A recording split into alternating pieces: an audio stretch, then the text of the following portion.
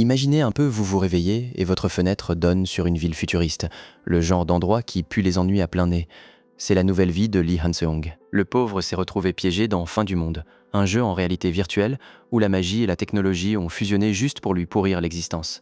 Comme si le kidnapping ne suffisait pas, des fenêtres système ont commencé à lui pleuvoir à la figure, confirmant que le bouton « Quitter » n'existe pas. Le système le retient en otage et, après une semaine enfermé, le gamin commence déjà à parler au mur en priant pour que tout ça ne soit qu'un cauchemar. Mais attention, ce n'est pas n'importe quel bleu. Han-seong était un streamer légendaire avec plus d'heures de jeu que de vie sociale au compteur. Sacré champion numéro 1, lors d'un tournoi mondial, il connaît chaque recoin de ce dépotoir mieux que sa propre chambre. Il sait exactement ce qui l'attend. Le tableau est loin d'être réjouissant dans un an. Les monstres débarquent dans 3 ans. La révolution éclate et d'ici 5 ans, tout part en vrille avec une guerre mondiale. Un programme de rêve pour quelqu'un qui voulait juste retrouver son lit et continuer sa sieste. Le problème, c'est que son corps actuel a les stats d'un figurant qui ne survit même pas au premier chapitre. Il a 20 partout, une moyenne tellement médiocre qu'un éternuement un peu trop fort l'enverrait direct à l'hosto. Il est au tapis et il le sait. S'il meurt ici, c'est le game over définitif, même dans la réalité. Pas de seconde chance, pas de continue. Imaginez le stress de savoir que l'apocalypse approche alors que vous avez la condition physique d'un modérateur Discord. Juste au moment où il allait jeter l'éponge, il aperçoit un drone de tournage et se rappelle qu'il est une star du web. Il s'avère que, même sans connexion, le système lui permet de visionner ses propres vidéos. C'est 3 millions d'abonnés, il ne les a pas volés, le mec a le wiki complet du jeu gravé dans le crâne. Han-seong sait qu'avec ses stats actuelles, il ne passera pas le week-end. Il décide donc de tout miser sur la seule chose capable de briser le jeu, la chance. Tel un accro au jeu d'argent attendant le jackpot qui le sauvera, se met à lancer les dés sans relâche. Il a passé un mois entier à jeter ses cubes, jour et nuit, comme si sa vie en dépendait. Et au fond, c'était bien le cas. Il était convaincu que la baraka est le seul cheat code légal si l'on a assez de patience. Et après des milliers de tentatives, il a fini par décrocher la lune. Il a réussi à bloquer sa stat de chance à 99. Par contre, il a sacrifié tellement de force et d'intelligence qu'il a maintenant le physique d'un cure-dent et l'agilité mentale d'un parpaing. Mais techniquement, il n'a pas menti, le gars sera le plus chanceux du cimetière, s'il ne fait pas un minimum gaffe. Avec un tel score de veine, il a l'impression d'avoir gagné la partie avant même qu'elle ne commence. Le système décide alors de lui confier sa première mission, intégrer l'Académie des héros de Corée. S'il échoue, c'est la fin. L'erreur n'est donc pas une option. Avant de sortir, il jette un œil à son inventaire et tombe sur 10 millions de wons ainsi qu'un coffret cadeau au nom plutôt suspect. À peine ouvre-t-il la boîte que le système manque de planter, il vient de tirer 3 compétences de rang SSS et une de rang EX. Entre ciblage illuminé et lecture d'informations, il est devenu un véritable bug du système avant même la fin du tutoriel. Il se met à poser devant le miroir, sentant la baraka lui sortir par tous les pores de la peau. Armé de cet arsenal de compétences totalement pété, il se sent prêt à affronter n'importe quoi. Le grand jour est enfin arrivé. Il se tient devant l'académie, ce lieu d'élite où seuls les plus grands prodiges du monde ont leur place. Il ajuste son uniforme et entre d'un pas assuré, un sourire de crâneur aux lèvres, regardant les autres candidats comme s'ils n'étaient que de simples PNJ de second plan. Pourtant, au fond de lui, il sait qu'avec son corps actuel, il reste fragile comme du papier de verre. Une fois dans la salle d'attente, la réalité le rattrape, il lui faut des alliés de toute urgence s'il ne veut pas être le premier éliminé de l'examen. Soudain, l'instructeur fait son entrée, un rang S nommé Han Do-seok. Le type commence son habituel discours sur l'honneur et l'avenir de l'humanité, servant aux élèves les 15 minutes de contexte dont Han-seong avait besoin pour finir par s'endormir assis. Pour lui, c'est comme se fader le tuto d'un jeu qu'il a déjà poncé 10 fois pour les novices, c'est le discours de leur vie. Mais pour un vétéran, c'est juste du remplissage. Regardez-le, à retenir un bâillement pendant que l'autre se croit dans le monologue final d'un film Marvel. Heureusement, l'instructeur met fin au spectacle d'un coup de main et annonce ce que tout le monde attendait, il est temps de passer à l'examen pratique. Il leur souhaite bonne chance avec un sourire qui veut surtout dire « profitez bien de vos os encore intacts ». En une seconde, la salle disparaît et une lumière aveuglante les enveloppe alors qu'ils sont téléportés sur le terrain. Bienvenue aux épreuves d'entrée de l'Académie des héros. L'endroit est un stade gigantesque truffé de portails, qui ressemble plus à une finale de Ligue des Champions qu'à un examen scolaire. Notre héros soupire et se prépare. Il sait que c'est son moment de briller et, avec ce sourire de celui qui a toutes les cartes en main, il se demande s'il n'est pas temps de commencer à leur donner une petite leçon de réalité. Han-seong se tient devant l'arsenal. Il le sait, c'est ici que tout va se jouer pour son avenir. C'est binaire, tu prends l'épée, tu es chevalier, tu choisis l'arc, tu es archer. Pas vraiment de place pour les crises existentielles. Le gamin a déjà un plan d'attaque. Dans sa vie antérieure, il misait tout sur la magie. Mais cette fois, il a décidé de se tourner vers l'escrime pour pouvoir la combiner avec sa règle magique. Par contre, ses stats font de la peine à voir. Avec 12 en force, il a la puissance physique du premier venu. Mais attention, il a 99 en chance. Le destin est de son côté et il compte bien tout miser là-dessus. L'examen commence. Il franchit le portail avec l'assurance de celui qui connaît déjà la fin de l'histoire. Une fois dans l'arène, les monstres de rang F ne sont qu'une simple formalité. Il les liquide sans même transpirer. Les choses se corsent avec le rang E. Là, il comprend vite que la chance ne remplace pas les muscles. Une de ces bestioles vertes lui balance un coup de gourdin qui manque de l'envoyer à l'hosto avant même d'avoir commencé. Il réalise qu'il ne gagnera pas au petit bonheur la chance. Il sort alors une potion de force qu'il gardait sur lui et l'enquille d'un trait. Une fois le buff activé, il découpe les gobelins comme s'ils étaient en papier. Il sait parfaitement que sans ce coup de pouce, il ne tiendrait pas 2 minutes. Mais d'où sort cette potion juste avant l'épreuve ? Il a fait un tour dans un casino du bas monde, l'endroit idéal pour claquer toutes ses économies. En sang, chercher un objet caché et accessoirement un peu de cash. C'est là qu'il est tombé sur Veike Raymond, un chauve au bord de la crise de nerfs après avoir perdu une fortune au jeu. Le type possède un bracelet de force.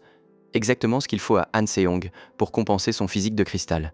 Voyant le gars désespéré, Han Seong se plante devant une machine à sous avec l'air de ne rien y piger.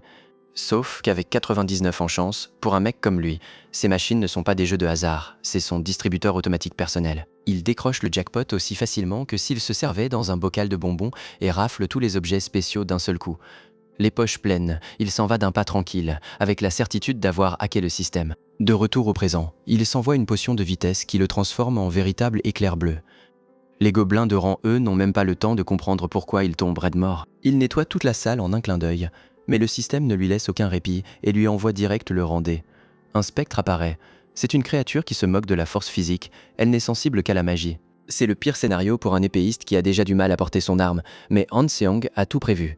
Il active sa règle magique et enveloppe sa lame d'une énergie bleutée capable de trancher l'immatériel. Il lâche un coup de taille qui fait hurler le fantôme et l'expédie à pâtre d'un seul coup. C'était un coup de maître. Le problème, c'est que maintenant, le gamin est à genoux, crachant ses poumons, totalement rincé. Le système ne lui accorde pas une seconde de trêve et lui balance une menace de rancé. Le sol se met à trembler et une colonne de lumière annonce l'arrivée d'un très gros morceau, un troll à 2 têtes, un véritable immeuble sur pattes. Une montagne de muscles qui le toise comme s'il n'était qu'un amuse-bouche avant d'aller roupiller. À côté de ce Shrek sous stéroïdes, Han Seong a l'air d'une figurine de porcelaine prête à voler en éclats au moindre souffle. Plus de ravitaillement, plus de mana et plus aucun objet pour s'en sortir. Il se retrouve totalement à poil. Il est cuit, mais au lieu de jeter l'éponge, il se redresse et empoigne fermement son épée. Il sait que s'il reste immobile, il est mort. Alors, il décide de foncer tête baissée, les dents serrées. Au moins, le troll aura la décence de l'achever vite pour abréger ses souffrances. C'est avec la rage au ventre qu'il se lance à l'attaque. L'atmosphère est électrique au centre d'examen de l'académie. Tout le monde retient son souffle en attendant de voir sortir les derniers monstres encore en lice. La première à franchir le portail est Seong-Si-Ayeon et elle tire une de ses tronches. Elle a beau avoir décroché 855 points, à voir sa tête, on jurerait qu'elle s'est mangé un 0 pointé. Faut dire que la fille du clan Eukyeon n'apprécie pas du tout de finir 9e. Elle est à 2 doigts de briser son arme de rage pure. Avec un tempérament pareil, on voit direct que la patience n'est pas son fort. Pendant que les rumeurs vont bon train, tous les regards restent rivés sur le tableau des scores. Il reste encore 4 types qui se donnent à fond, mais il y a un nom que personne ne remet. C'est qui ce Lee Han-Seong? Personne ne sait d'où sort cet inconnu qui fait encore de la résistance. Soudain, le portail s'illumine et Jin-Hoon apparaît, le genre de mec qui semble sortir tout droit d'une pub pour parfum. Il a claqué 988 points et sort de là hyper décontracté, en se grattant la nuque comme s'il revenait de la boulangerie. C'est un crack en combat physique et, pour couronner le tout, il paraît que c'est un chic type. Il est tellement parfait ce Ken, que ça en devient agaçant. Mais tout le monde n'a pas son sang-froid. Jil Sung-Gyeon, lui, sort fumant de colère malgré ses 932 points. C'est un mage qui a tenu bon jusqu'au bout, mais voir qu'un autre lui a mis la misère l'a rendu complètement dingue.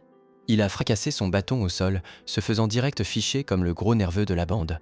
Celui-là, mieux vaut ne pas croiser son regard. C'est alors que le grand favori fait son entrée, Han Biol. Issu d'une lignée de mages prestigieux, il a franchi la barre des 1000 points sans même transpirer. Il affiche la mine blasée de quelqu'un qui attend son bus, tandis que Jin-Hoon, son rival, le salue comme s'ils étaient potes d'enfance. Avec la sortie des poids lourds, le classement devrait être bouclé, mais il en manque encore un. La tension monte d'un cran. Dans la foule, on commence à soupçonner une erreur système ou un oubli tragique à l'intérieur. Personne n'attend rien d'un figurant de son espèce. Tout le monde veut juste rentrer chez soi. Mais alors que le tableau indique un ultime survivant, la porte brille à nouveau. L'éclat s'estompe et le gamin finit par s'extraire du portail. On dirait un mort-vivant qui avance par pur réflexe, trempé de sueur et tenant à peine debout. Mais jetez un œil à l'écran Lee Han-Seong, 1201 points. Première place, le type a balayé tous les soi-disant génies. Le silence dans la salle est si lourd qu'on pourrait le couper au couteau. Les fils de bonne famille, Comme Han Biol et sa clique sont pétrifiés, ils n'arrivent pas à croire qu'un parfait inconnu leur ait mis une telle déconfiture. Hansang passe devant eux avec un regard totalement vide. Ce n'est pas qu'il prend les gens de haut, c'est juste que l'épuisement l'empêche de réagir. Mais pour les autres, c'est un prodige arrogant qui ne daigne même pas les regarder. Les chuchotements habituels commencent, tout le monde se demandant d'où sort ce génie caché. Certains disent même qu'il est plutôt quelconque, mais qu'il dégage une aura imposante. Le pauvre, tout ce qu'il veut, c'est atteindre son lit avant de s'écrouler. En traînant des pieds dans les couloirs, il a juste envie de s'enterrer vivant, même si tout le monde pense qu'il frime. La vérité, c'est qu'il lutte pour ne pas fermer les yeux. Il a survécu par miracle. Parce que le boss final était un troll à 2 têtes qui a commencé à s'auto-attaquer pendant que tout volait en éclats, sa seule tactique a été d'avoir une chance de cocu. En gros, il a gagné au loto sous un tapis de bombes. En consultant sa fenêtre de statut, il comprend pourquoi il ne suscite aucune méfiance. Il a 99 en chance, mais son charisme plafonne à un glorieux 3. Le système lui confirme noir sur blanc qu'il a le charisme d'un parpaing et que sa tête ne l'aide pas du tout. Il se sent minable, mais au moins, ce traumatisme visuel porte ses fruits. Le système lui octroie 3 coffres d'armes aléatoires pour avoir été la révélation du moment. Et comme sa stat de chance est totalement pétée, les coffres se transforment en quelque chose de bien plus lourd, une épée de barbare de rang rare, avec des bonus massifs en force et en endurance. Avec ce nouvel équipement en poche, le gamin planifie déjà comment tout optimiser avec le set du barbare, convaincu que sa bonne étoile est infinie. En arrivant au dortoir, l'académie ressemble à un hôtel de luxe, jusqu'à ce qu'il ouvre sa porte et tombe sur le vide intersidéral. La pièce est immense, mais il y a moins de meubles que dans un squat abandonné. Être seul dans un monde de fantaisie, c'est tout de suite moins fun quand on en est réduit à compter les taches d'humidité au plafond. Mais tout le monde n'a pas le moral dans les chaussettes. À la salle de sport, un type s'acharne sur les poids avec une discipline effrayante, de celle qui ne naît que d'une haine profonde. Le succès de Han Se-young l'a tellement piqué au vif qu'il a décidé de se flinguer les ligaments avant le prochain cours. Après tout, s'il n'arrive pas à être le meilleur guerrier, il sera au moins le cadavre avec les plus gros bras du cimetière. C'est devenu personnel, il ne supporte pas qu'un moins que rien lui ait volé la vedette. L'ambiance est à couper au couteau dans la salle de sport de la classe moyenne. Jin-hoon s'acharne sur la fonte comme s'il avait une dette de sang à rembourser, enchaînant les séries dans un déluge de sueur et de grognements. C'est clair que le classement l'a piqué en plein cœur, son ego en a pris un sacré coup. C'est là que déboule Han Biol, le genre de mec qui semble sortir tout droit d'une pub pour shampoing, pour lui filer de l'eau et lui demander pourquoi il se bute autant à la tâche. Le problème, c'est Lee Han-seong. Le colosse ne digère pas qu'un type au bord de la malnutrition les ait tous tournés en ridicule. Rien que d'imaginer sa tête de déterré qui n'a pas dormi depuis 10 ans, ça lui fout une haine monumentale. Il est tellement hors de lui qu'il broie sa bouteille d'une seule main, comme si c'était du papier de soie. Biol essaie de tempérer en disant que le nouveau n'a pas l'air d'un mauvais bougre. Pauvre Jin-hoon, il est tout en muscles et sans aucune malice. Mais son pote, lui, c'est une autre paire de manches. Pour Jin-hoon, s'il veut gagner, il doit s'entraîner 2 fois plus. Alors, après 4 heures de muscu intensive, il file direct s'enfermer dans une salle de gravité. À peine seul, Biol active sa montre et passe un coup de fil qui ne présage rien de bon. Il contacte un certain Chef Lee pour qu'il fouille le passé de Han Se-young de fond en comble.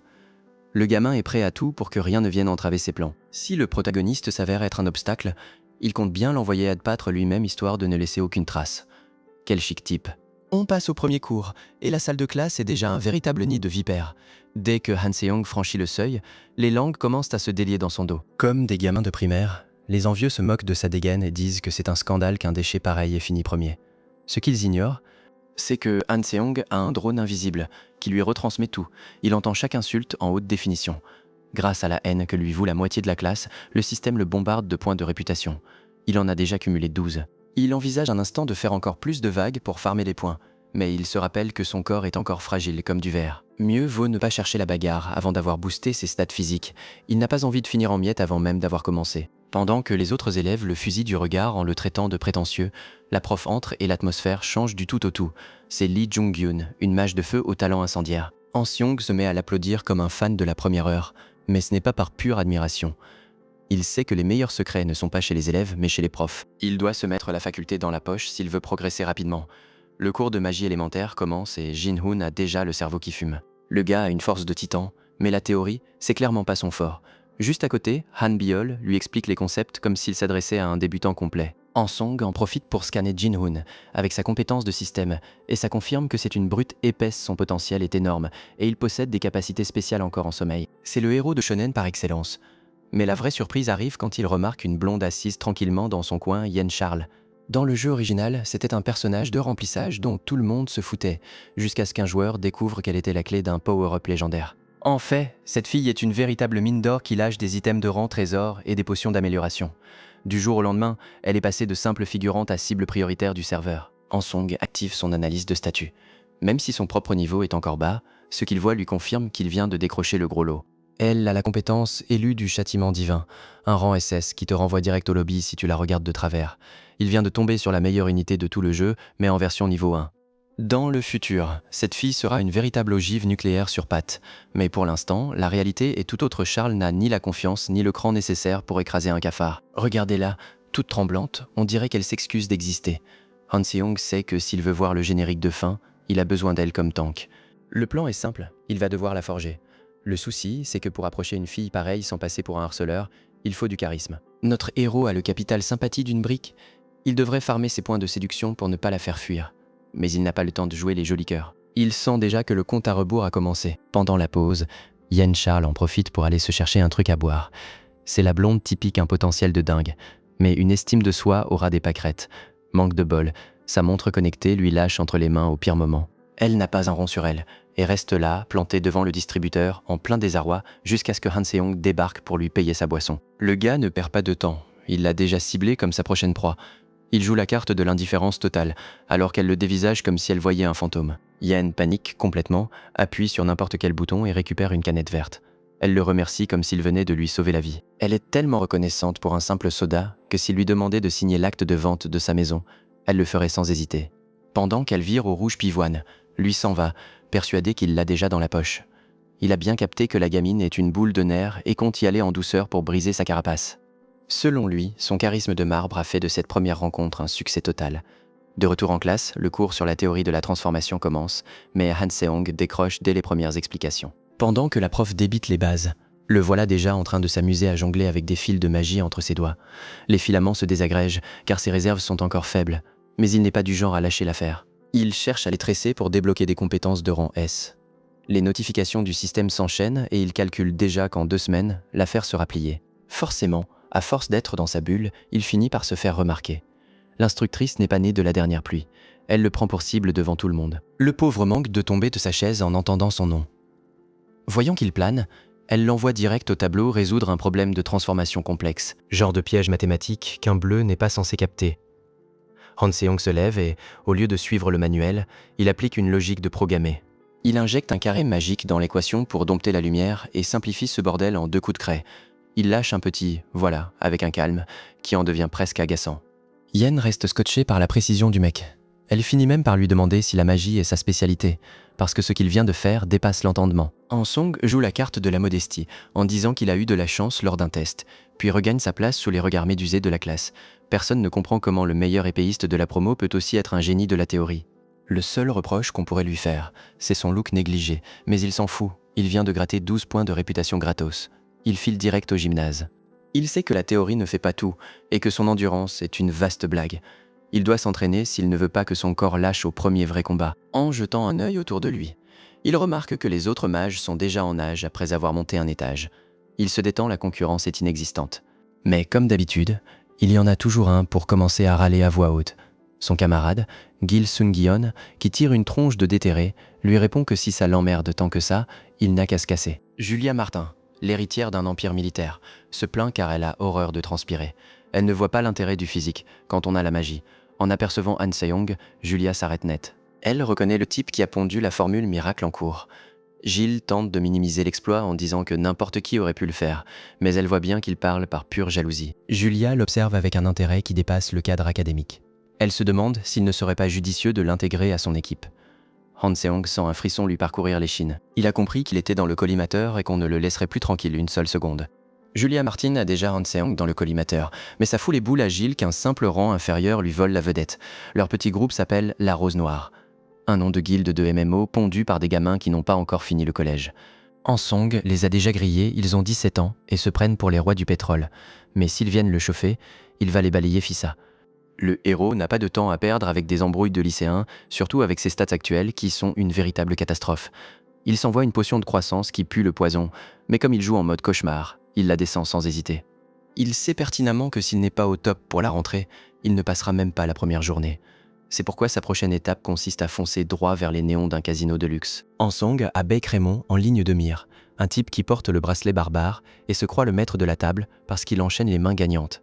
Avec sa tête de premier de la classe, le gamin s'assoit juste à côté. Le chauve ne se doute pas une seconde qu'il vient de se coltiner un pro à sa gauche.